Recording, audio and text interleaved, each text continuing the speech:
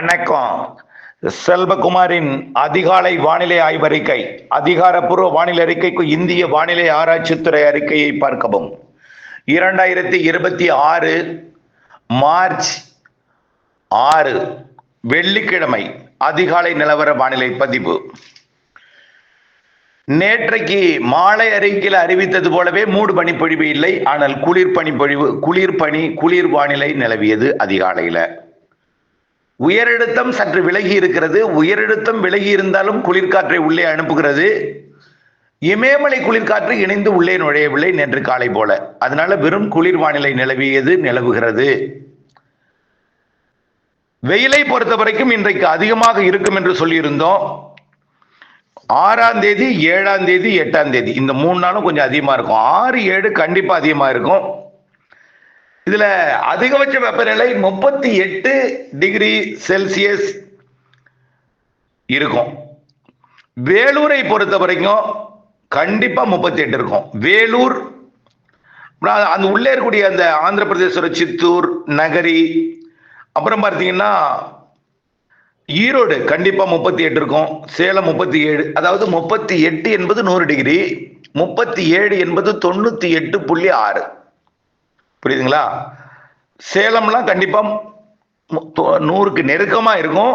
ஈரோடு 100ஐ தொடும். அப்புறம் தாராபுரம்லாம் கிட்டத்தட்ட 37க்கு கொஞ்சம் கூடுதலா இருக்கும். அதாவது 98.6 இருக்கும். நம்பியூர், கோயம்புத்தூர் கூட 96.8 இருக்கும். கோயம்புத்தூரும் கூட இன்னைக்கு கோயம்புத்தூர், பொள்ளாச்சி எல்லாமே ஒரே மாதிரியே தான் இருக்கும். கோயம்புத்தூர், பொள்ளாச்சி, வால்பாறை மட்டும்தான் கம்மியா இருக்கும். ஏன்னா அது மலை, 10 டிகிரி டிஃபரெண்ட் இருக்கும். வால்பாறையில 28 இருக்கும், பொள்ளாச்சி 38 இருக்கும். 10 டிகிரி டிஃபரெண்ட் இருக்கும்.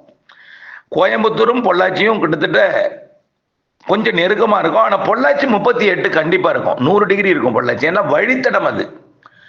அதாவது வெப்பமடைந்த காற்று வெளியேறக்கூடிய அரபிக்கடல் நோக்கி பயணிக்கக்கூடிய வழித்தடம் அது பொள்ளாச்சி. ஆனால் பெரும்பாலும் வடமேற்கு நோக்கி நகர்றதுனால அது வேலூரையும் உயர்த்தும், ஈரோடையும் உயர்த்தும். பொள்ளாச்சி வழியாக போன காரணத்தால பொள்ளாச்சிக்கும் 38 இருக்கும், தாராபுரத்துக்குமே 37 இருக்கும். அந்த மாதிரியான வெப்பநிலை இன்னைக்கு. கோயம்புத்தூர் 36 இருக்கும். 36 என்பது 96.8, 37 என்பது 98.6, 38 என்பது 100 டிகிரி ஃபாரன்ஹீட். ஆக இன்றைக்கும் நாளைக்கும் வெப்பம் உயர்ந்துதான் இருக்கும். ஆக நாளைய பொறுத்த வரைக்கும் இன்றைக்கு கண்டிப்பா 38 வேலூர் இருக்கும். நாளைய பொறுத்த வரைக்கும், அதாவது சனிக்கிழமை நாளை 7ஆம் தேதியை பொறுத்த வரைக்கும் 101 அல்லது 102 எட்டலாம். 102 எட்டுவதற்கு அதிக வாய்ப்பு. கண்டிப்பா நாளைக்கு தான் உச்சபட்ச வெயில். இன்றைய விட நாளை கூட, நேற்றை விட இன்றைக்கு கூடுதல், இன்றைய விட நாளைக்கு கூடுதல். சென்னைக்கெல்லாம் 30 தான். நல்லா கவனிங்க, சென்னை எல்லாம் கம்மியா இருக்கும். சென்னை எல்லாம் கடலோரம் எல்லாம் கம்மியா இருக்கும். 30, 31க்கு மேல போகாது. கொஞ்சம் 32 போகலாம். 31 தான் இருக்கும். சென்னை 31 வச்சுங்க. கடலூரும் 31 தான் இருக்கும். அதே போல காரைக்கால், நாகப்பட்டினம் 31 இருக்கும். தஞ்சாவூர் 33, 34 இருக்கும். திருச்சி 35, 36க்கு போகும். கரூர் பார்த்தீங்கன்னா 37 ஆயிடும். சேலம் 37 ஆயிடும். கரூர் அப்படியே 38 ஆயிடும். ஈரோடு அப்புறம் 36 இருக்கும். கோயம்புத்தூர், பாலக்காடு, கணவாய் 37, 38 இருக்கும். தென் மாவட்டங்களையும் அப்படித்தான் இருக்கும். பாளையங்கோட்டை 37, 38 இருக்கும். அதே போல சிவகாசி, மதுரை, விருதுநகர், கோவில்பட்டி, அப்புறம் அப்படியே மதுரை, கன்னியாகுமரி சாலையில் இருக்கக்கூடிய ஊர்கள் எல்லாமே 37 இருக்கும். 37 கண்டிப்பா இருக்கும். அப்புறம் திருச்சி 37, 36 இருக்கும். 38 நெருங்கும் திருச்சி. ஆக இன்னைக்கும் விட நாளை கொஞ்சம் கூடுதலா இருக்கும். நாளைக்கு கண்டிப்பா 102, அதாவது 39 டிகிரி செல்சியஸ் வேலூர் இருக்கும். ஈரோடு நாளைக்கு கண்டிப்பா 101, 100 இருக்கும். இன்னைக்கு நாளைக்கு மட்டும்தான் இந்த வெயில். இன்றைக்கு வெயில் உயரும் பொழுது ஆகா இப்பவே இப்படி கொளுத்துதே, ஆக இன்னும் மார்ச் பிற்பகுதி, ஏப்ரல், மே எல்லாம் இருக்குன்னு பயப்பட வேண்டாம்.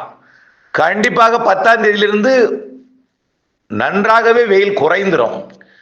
9ஆம் தேதியிலிருந்து நம்ம எதிர்பார்த்தோம். 9ஆம் தேதியே வெயில் குறையும். நல்லா குறையிறது 10ஆம் தேதி. அன்னைக்கெல்லாம் 35 டிகிரி தான் இருக்கும் செல்சியஸ்ல. கிட்டத்தட்ட 95, 94, 93 டிகிரி ஃபாரன்ஹீட்டுக்கு மேல போகாது. காரணம் கிழக்கு காற்றினுடைய போது ஒரு சில நாள் கொஞ்சம் கூடும். அது செட்டிங்கை பொறுத்து, காற்றோட திசையோட வழித்தடத்தை பொறுத்து அப்படியே கொஞ்சம் கொஞ்சம் அப்படி ஊருக்கு ஊர் மாறி மாறி அமைந்தாலும் பெரும்பாலும் 100 தாண்டாது, 100க்குள்ளேயே இருக்கும். அதுவும் ஒரு சில இடங்கள்ல தான் அந்த 100 கிட்ட நெருக்கமா போறது, 100க்கு கீழே இருக்கிறது, அது ஒட்டி இருக்கிறது. பாக்கி எல்லாமே பாத்தீங்கன்னா 33, 34 டிகிரி, 35 செல்சியஸ்ல தான் இருக்கும், 35 டிகிரி செல்சியஸ்ல தான் இருக்கும் 10ஆம் தேதிக்கு மேல. அடுத்தடுத்த காற்று சுழற்சிகள் இந்த மாத இறுதி வரை வரப்போகுது. அடுத்தடுத்த காற்று சுழற்சி வரப்போகுது. உயரழுத்தம் நம்ம அருகே ஆக்கிரமித்து இருக்கிற காரணத்தினால அதை போராடி பின்னுக்கு தள்ளுவதில் எந்த அளவிற்கு அதுல சக்தி இருக்குங்கிறது தான் இப்ப ஆய்வு இருக்கு. இருந்தாலும் குறைந்தபட்சம் வெப்பத்தை தணிப்பதும் மேகமூட்டத்தை ஏற்படுத்துவதும் உறுதியாகிவிட்டது. அதிகபட்சம், அதாவது நம்ம ஏற்கனவே சொன்னோம், இந்த 13, 14, 15 வரக்கூடிய நிகழ்வின் தீவிரத்தை காட்டிலும் 18, 19, 20 தேதியில வரக்கூடிய நிகழ்வு வலுவானது என்று சொல்லி இருக்கிறோம். அப்போ அது கொஞ்சம் ஏறி வரும். அதாவது முதல் சிஸ்டம் வந்து கொஞ்சம் உயரழுத்தத்தை பின்னுக்கு தள்ளும், 2வது சிஸ்டம் நல்லாவே பின்னுக்கு தள்ளி விட்டுரும். அப்ப என்ன ஆகும்? தமிழ்நாட்டின் வட உள் மாவட்டங்கள், வட கடலோர மாவட்டங்கள், ஆந்திர பிரதேசம், தெலுங்கானா, கர்நாடகா வரைக்கும் கூட இந்த காற்று முன்னேறும். அதாவது கிழக்கு திசையிலிருந்து வரக்கூடிய காற்று ஆரம்பத்துல தென் மாவட்டங்கள் நோக்கி பயணிக்கும், பிறகு மேற்கு மாவட்டங்கள் நோக்கி பயணிக்கும், பிறகு வடமேற்கு மாவட்டங்கள் நோக்கி பயணிக்கும், பிறகு வடமேற்கு வடக்கு நோக்கி ஆந்திர கர்நாடக பகுதி நோக்கி பயணிக்க தொடங்கினோம். அதனால தெற்கே வெப்பம் உயரணும் நான் சொல்லல, கிழக்கு காற்று இந்த உயரழுத்த காற்றை தடுத்து விட்டாலே வெப்பம் முற்றிலுமா தெரிஞ்சிடும். ஒட்டுமொத்த தமிழ்நாட்டிற்கு 10ஆம் தேதிக்கு மேல குறையக்கூடிய வெப்பம் 15ஆம் தேதிக்கு மேல மேலும் குறைஞ்சிடும். 18ஆம் தேதிக்கு மேல மழை வானிலை ஏற்படுத்திடும். மேகமூட்டம், சாரல், தூரல், சில இடங்கள்ல பரவலாகவே மழை பெய்ய போகுது. 18, 19, 20ஆம் தேதி எல்லாம் சென்னைக்கும், அதாவது ஆந்திர எல்லையோர மாவட்டங்கள் வழியா தான் ஆந்திர பிரதேசம், தெலுங்கானா வரைக்கும் மழை எடுத்துட்டு போகுது. அதையும் தாண்டி ஒடிசா, சத்தீஸ்கர் வரைக்கும் கூட மழை கிடைக்க வாய்ப்பு இருக்கு. காரணம், கிழக்கு காற்று வட இந்திய நிலப்பகுதியில உருவாகக்கூடிய காற்றழுத்த தாழ்வு நிலை பகுதியை நோக்கி பயணிக்க போகுது. அப்ப கிழக்கு காற்று தமிழ்நாடு ஏறி வடக்கு வடமேற்கு நோக்கி பயணிக்க இருக்கிற காரணத்தினால மழை வானிலை ஏற்படுத்த போகிறது. கிழக்கு காற்று வந்தாலே அது வெப்பத்தை தணிக்கக்கூடிய காற்று, வெப்பத்தை குறைக்கக்கூடிய காற்று. 10ஆம் தேதியிலிருந்து இந்த மாத இறுதி வரை வெப்பம் குறைந்திருக்கும். இன்றைக்கும் நாளைக்கும் வெப்பம் மிகுந்திருக்கும். அதாவது 6, 7 கொஞ்சம் வெப்பம் கூடி இருக்கும். 8ஆம் தேதி கொஞ்சம் குறையும், 9ஆம் தேதி மேலும் குறையும், 10ஆம் தேதி நல்லாவே குறைஞ்சிரும். ஆக வெயில் வெயில் வெயில் என்று பேசக்கூடியது இன்னைக்கு நாளைக்கு மட்டும்தான். அதுக்கப்புறம் கொஞ்சம் கொஞ்சமா குறையும். குளிர்சாதன வசதியில இருப்பவர்கள் எப்ப வந்தாலும் வெயிலா தான் இருக்கும், அதை முதல்ல புரிஞ்சுக்குங்க. சராசரியை எடுத்து பார்த்தால் இன்றைக்கும் நாளைக்கும் சராசரிக்கு நெருக்கமா வந்து கொஞ்சம் சில இடங்கள்ல கூடுதலா போனாலும் மொத்தத்துல கோடையே நம்ம 104க்கு மேல போகாதுன்னு சொல்லி இருக்கிறோம், அதை முதல்ல புரிஞ்சுக்குங்க. ஆகவே நிகழ்வு இருக்கிறது மார்ச் பிற்பகுதி 30ஆம் தேதி வரைக்கும் கூட. மார்ச் 21ஆம் தேதி நிலநடுக்கோட்டுக்கு சூரியன் குத்துக்கதிர் வந்து குமரி கடலை நோக்கி பயணித்து குமரி முனையை நோக்கி பயணிக்கக்கூடிய சூரியன் குத்துக்கதிர் வரக்கூடிய நாட்கள்ல காற்று சுழற்சி வரப்போகுது. அதனால சூரியனின் வெப்பம் தாக்கக்கூடிய நேரத்தில் கொஞ்சம் வெயில் குறைவாக இருக்கும், சராசரி வழக்கமாக இருப்பதை விட சற்று குறைவாக இருக்கும். அதே போலதான் ஏப்ரல் மேலையும் நிகழ்வு இருக்கிறது.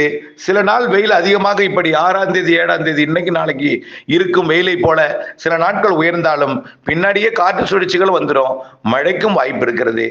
ஏப்ரல் மேல மழையும் வாய்ப்பு இருக்கு, வெயிலும் கொஞ்சம் கூடுதலா இருக்கும், மாறி மாறி மாறி மாறி அமையும்.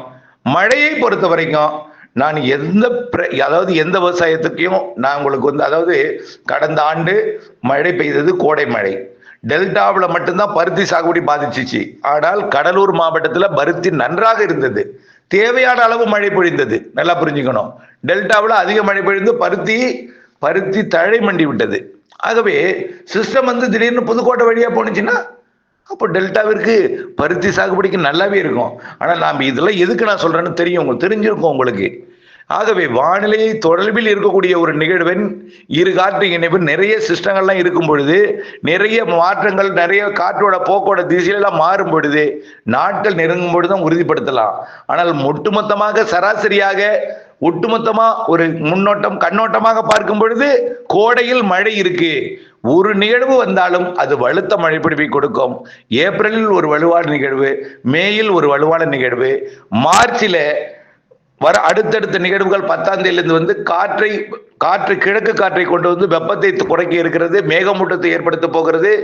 பிறகு படிப்படியாக ஆங்காங்கே ஒரு சில இடங்களில் மழை பிடிப்பையும் கொடுக்கும். அதே போல மார்ச் 18க்கு மேல கொஞ்சம் மழை பொழிவோட அளவு கூடுதலாக இருக்கிறது. ஆனால் பரவலாக எல்லோருக்கும் பெய்யக்கூடிய மழை அல்ல, ஒதுக்கி ஒதுக்கி ஆங்காங்கே பெய்யக்கூடிய மழை. ஒதுக்கி இருப்பவர்களுக்கு வானிலை தவறாக தெரியும், ஒதுங்கி ஒதுங்கி இருப்பவர்களுக்கு தவறாக தெரியும், பெய்தவர்களுக்கு சரியாக தெரியும், சரியாக துல்லியமாக சில இடங்கள்ல அமையும்.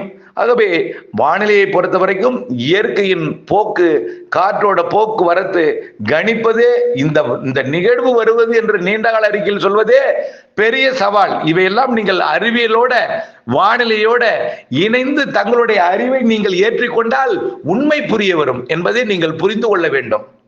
ஆகவே தொடர்ந்து இணைந்தே இருங்கள். 10ஆம் தேதிக்கு பிறகு வெயில் குறையும், மேகமூட்டம் வரும். இன்றைக்கும் நாளைக்கு வெயில் அதிகமாக இருக்கும்.